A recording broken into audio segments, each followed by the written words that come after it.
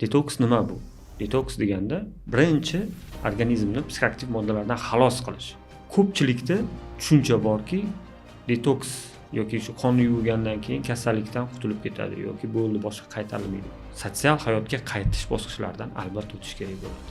Keyin dori vositalari bilan qonni yoki organizmni psixoaktiv moddalar, zaharli moddalardan xalos qilish kerak. Abstinent sindromi yo'qolgandan so'ng, ya'ni lomka yo'qolgandan so'ng ruhiyatda bo'shliq paydo bo'lishi va psixoaktiv moddalarga qayta kuchli xohish paydo bo'lishi mumkin. Savol tug'ilishi mumkin. Detoks nimaga boshlanishi? Faqat boshlanishimi? To'liq sog'ayib ketish uchun nima qilish kerak? Albatta, davolanishni hamma bosqichlaridan o'tish kerak. Xulosa qilib aytadigan bo'lsak, detoksikatsiya bosqichi, detoks bosqichi juda muhim. Bu boshlanishi, lekin oxiri emas. Assalomu alaykum. Men Mirhojiddin Rafjon Husnuddinovich, vrach, psixiatr, narkolog, Mental Med Service klinikasi Labzak filiali bosh shifokori lavozimida ishlayman. Bugun qaramlik kasallik to'g'risida ma'lumot va qaramlik kasalligining eng muhim bosqichi, birinchi bosqichi detoks, ya'ni detoksikatsiya bosqichi to'g'risida ma'lumot berib o'taman sizlarga. Detoks nima bu? Detoks deganda birinchi organizmdan zaharli yoki psixoaktiv moddalardan organizmni psixoaktiv moddalardan xalos qilish, ya'ni zahar moddalarini organizmdan chiqarib tashlash.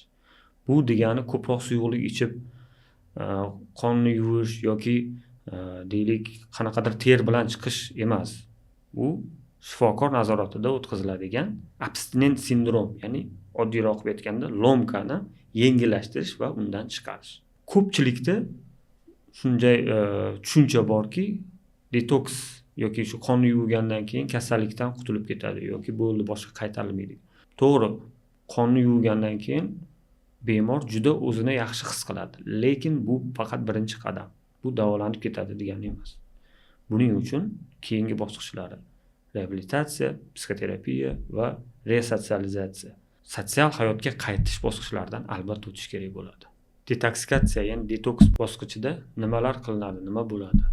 Birinchi navbatda organizmga baho beriladi, ya'ni umumiy qon analizlari, qo'shimcha mutaxassislar ko'rigi, kardiolog, yurak ko'rigi, nevrologik holat, UZI, EKG shunaqa tekshiruvlar o'tkazilishi muhim.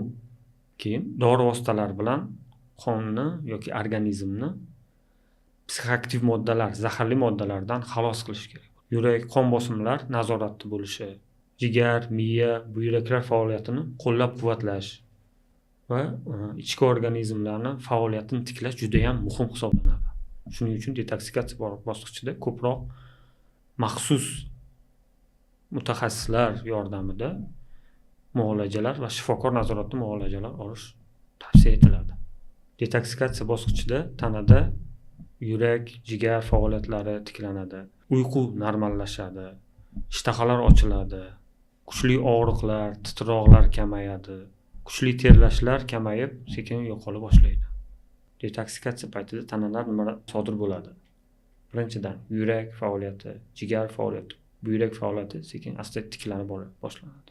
Ishtahalar ochilish boshlanadi, ovqatlanish boshlanadi. Uyqu tiklana boshlaydi. Kechasi uyqulashlar, ishtahalar ochiladi, kuchli og'riqlar, abstinent og'riqlar kamay boshlaydi. Titroqlar kamayadi, yo'qolib boradi, kuchli terlashlar kamayadi. Organizm sog'lomlasha boshlaydi. Yurak faoliyati yaxshilash boshlaydi, jigar, pochka, buyraklar faoliyati yaxshi ishlash boshlaydi. Ammo ruhiyatda birinchi kunlarda asabiylashish, jizzakilik, xavotir xurujlari paydo bo'lishi, abstinent sindromi yo'qolgandan so'ng, ya'ni lomka yo'qolgandan so'ng ruhiyatda bo'shliq paydo bo'lishi va psixoaktiv moddalarga qayta kuchli xohish paydo bo'lishi mumkin. Aynan shu holatda odam o'zini juda yaxshi his qiladi. Ammo shu muddatda bo'lsa qayta iste'mol xavfi oshib boradi. Misol qilib aytishimiz mumkin. Bir bemor detoksikatsiya bosqichidan o'tdi. Organizm tozalandi, uyqular tiklandi, ishtahalar ochildi. Lekin reabilitatsiya bosqichiga o'tmadi.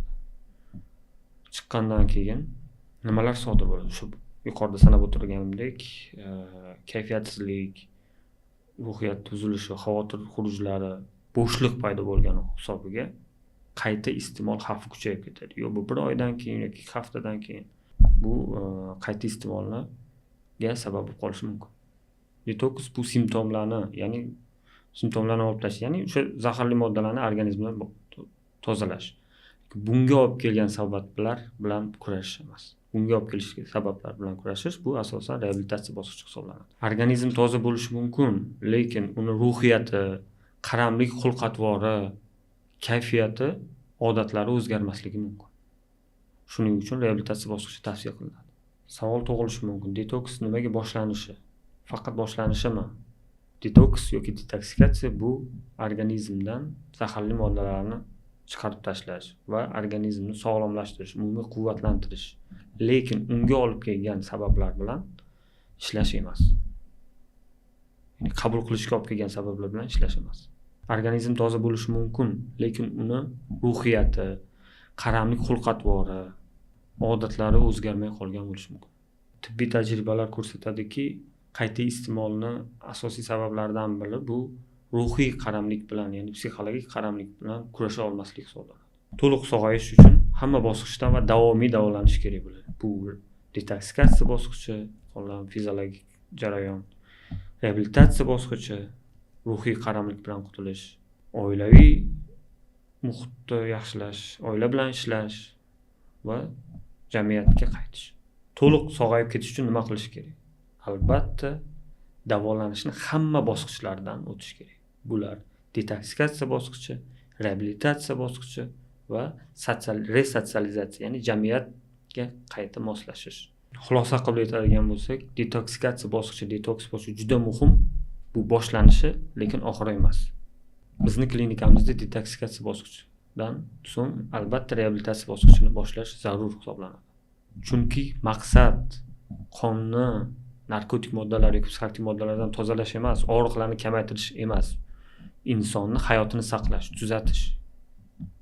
Toza hayotga, kelajakka qaytarish. Agar sizni yaqinlaringizda yoki tanishlaringizda shunday muammolar bo'lsa, yarim yo'lda tashlab qo'ymanglar. Ya'ni aytmoqchi bo'lganim, detoks bosqichini qilib, qonlarni yuvib, to'xtatib qo'ymang. Albatta, reabilitatsiya bosqichi, hamma bosqichdan o'tishga harakat qilinglar. Bizning klinikamizda hamma xizmatlar mavjud. Bizning maqsadimiz sizga umid bag'ishlash. E'tiboringiz uchun rahmat.